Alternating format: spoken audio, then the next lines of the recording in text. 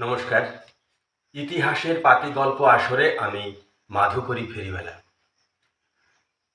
আমাশয় রোগটি আজকের দিনে খুব সাধারণ সমস্যা হলেও একদা যা প্রাণঘাতী রোগ হিসেবেই পরিগণিত হতো, কারণ তখনও মেট্রোনিডাজল আবিষ্কৃত হয়নি।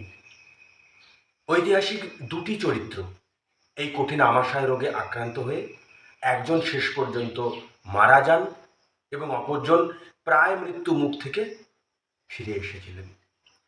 সনটা ১৬০৫, মুঘল সম্রাট আকবর। তখন তার বয়স কত? ৬২-৬৩ হবে। কঠিন আমাশয় রোগে আক্রান্ত হন এবং শেষ পর্যন্ত তার জন্মমাস অক্টোবর, ২৫শে অক্টোবর, মতান্তরে ২৭শে অক্টোবর তিনি মারা যান। অপরজন মহাত্মা গান্ধীজি। সময়টা ১৮৯৯ থেকে ১৯০২। আফ্রিকায় ইঙ্গো বুয়োর যুদ্ধ চলছে। যুদ্ধক্ষেত্রে অসুস্থ ইংরেজ সেনাদের পরিষেবা দেবার জন্য গান্ধীজি অ্যাম্বুলেন্স বাহিনী গঠন করেন। দীর্ঘ পরিশ্রমে তিনিও এই কঠিন আমাশয় রোগে আক্রান্ত হয়ে পড়েছিলেন এবং ভীষণই অসুস্থ হয়ে পড়েছিলেন।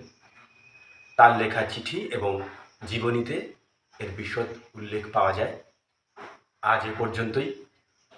ইতিহাসের পাতিগল্প আসরে নতুন কোনো গল্প নিয়ে আবার দেখা হবে।